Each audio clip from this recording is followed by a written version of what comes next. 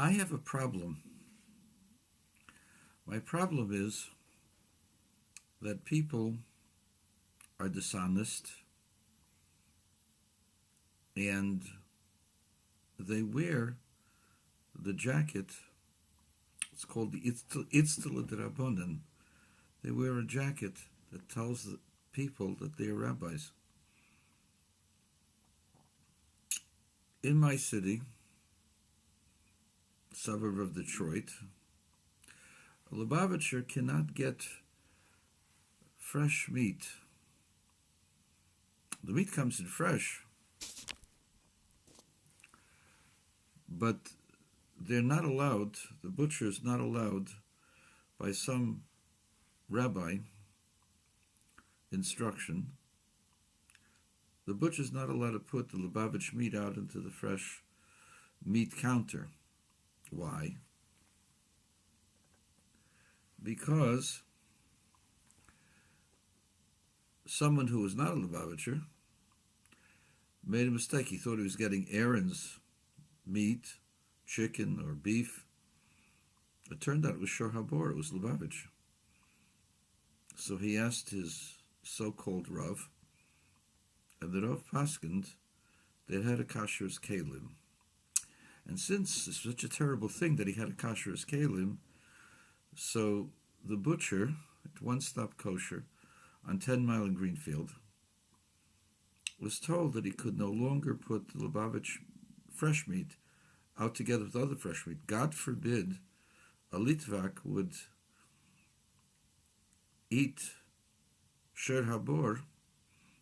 By the way, the shochtim are wonderful shochtim. They're the same shochtim basically that shecht for Weissmandel.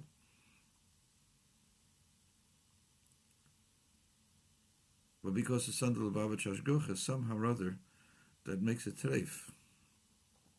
Why? Because some Lubavitchers still say Yechid. And they believe that their Rebbe, my Rebbe, is the Mashiach.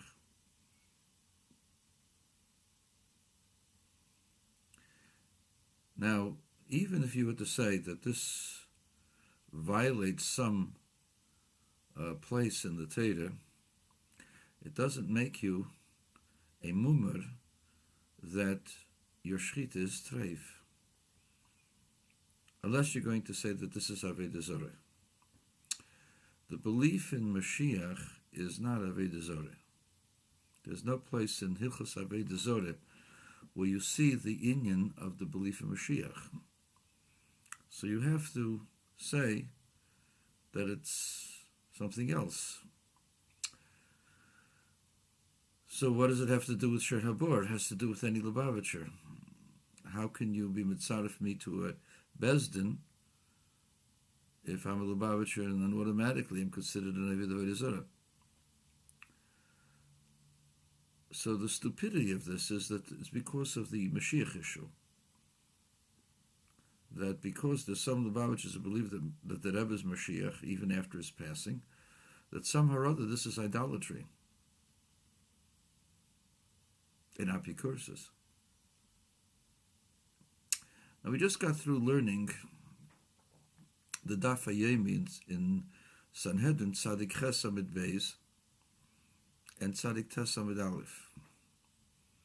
And the Gemara discusses there the possibility of who is Mashiach. And the Gemara says clearly Mashiach could be from the dead. Now even if you're going to go ahead and interpret Rashi that it's not the possibility of a person who's dead, it's just kegain. If you want to find out who Mashiach is like, if he's like somebody from the dead, he's like Daniel. That's an opinion. It's not the main opinion in Rashi. The simple opinion in Rashi is that if he's from those who are deceased, then it's going to be Daniel. Daniel is going to be the Mashiach. And in fact, that's the opinion of the Rishalmi in Brochis, the beginning of Perek Beis. I've said this in other videos. The point, though, is that we're learning Daf HaYomi. And when you learn Daf HaYomi, You have to be honest with yourself. You see the blot. You see the interpretation. There is no one who denies the possibility that Mashiach could be from the dead. In fact, the bottom of the page has it that Rav Yehuda says in the name of Rav that in the future they're going to look for another Mashiach, another David. So that means that it's possible that David could have been the Mashiach, but the Pasuk says no, he's not going to be the Mashiach, it'll be someone else. So if Kahana asks Abaye, how could this be? It says, V'avdi David Nasi Aleim Li'elim, my servant David will be the Nasi. So that implies that David is going to be the Mashiach. So Abaye doesn't say, hey, the King David has been dead for 1100 years. Get out of here, Lubavitcher. He doesn't say that. He says, Kigain Keser or Palgi Keser. Yes, David HaMelech will be a Nasi, and he will rise up. But David HaMelech will be a Palgi Keser. He won't be the Mashiach proper. But you see from there that Rav Kahana held, like the Yerushalmi, that David is going to be the Mashiach. And Abaye had to answer his objection in order to be Mekayim and to fill the words of Rav. Because Rav, the halach is like Rav in the Bavli. The Yerushalmi disagrees, but the Bavli holds that is going to be a live person, is going to be from the house of David. And that's the psak of the Rambam. But the Gemara clearly says that Mashiach could be from the dead, not just in one place, but in two places. And that's the maskan of the Gemara at the bottom of the page, that it can be, except that the pasuk says it won't be David HaMelech. But according to Rav Kahana, it will be David HaMelech, and he was already dead for 1100 years. So you see, from the Gemara, clearly, and otherwise as well, from the Gemara, clearly, there is no objection to somebody who believes that Mashiach can be from the dead. So why, I ask you, is somebody who shechts for Sher Haber, or somebody is the Mashiach of Sher Haber, that this Rav, this great lamdan, paskins that he's an Eved Avodah Zarah? Where in Hilchas Avodah Zarah does it say you're not allowed to believe Mashiach can be from the dead? There is no place in the Rambam, no place in Halacha that says you can't believe in it.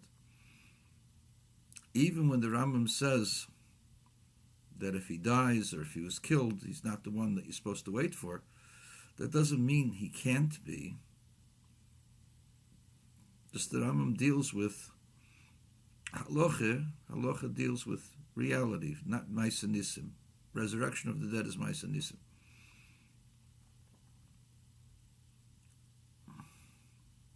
When the Rambam criticizes Christianity, he doesn't criticize Christianity for belief in a second coming. The same halacha in the 11th chapter of Hilchas Malachim, Halacha Daled, that David Berger is so fond of quoting and misquoting. And I challenge all my colleagues in Detroit to answer my problem, my question. Where in the halacha does it say that Mashiach cannot be from the dead? You can say it's a Meshagas. You can say that it goes against the Pashtus Aksuvim. You can say whatever you want. But there are two different Gemaras, one of which you've learned yesterday. Mashiach could be from the dead. How, if this is a Gemara, how does that make a person into an Eved Avodah Zarah? Because you don't like his Rebbe? It's your problem. He likes his Rebbe. He believes in his Rebbe. The truth of the matter is, it has nothing to do with the halachas of Avodah Zarah. It has everything to do with halachas of Kesef V'Zahav. If a Lubavitcher can be trusted for Shechita, that means less money for someone else. That's the only reason why a person like this did so. He won't say that consciously. It's hard for him to believe and admit that. But that's the truth of the matter. This is what is called a lakei kesef, a lakei zov, leisasa lachem. Don't make a getchk out of gold and silver, out about who gets the hashgachas and who controls the hashgachas. And this is what we have, unfortunately, today. But my question is there, gentlemen. The Gemara says Mashiach can be from the dead. It says so also in Yishalmi. There is no place that the Gemara says he can't be from the dead. And there is no Rambam that says he can't be from the dead. And all the proofs that you can list from people are dealing with what they call disputations. Disputations were convenient arguments in order to push aside the Christians.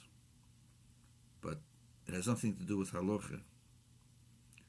And I am still frustrated. And perhaps one day we'll change what comes into Detroit. But until then, I have a problem. Maybe people out there can help me solve it.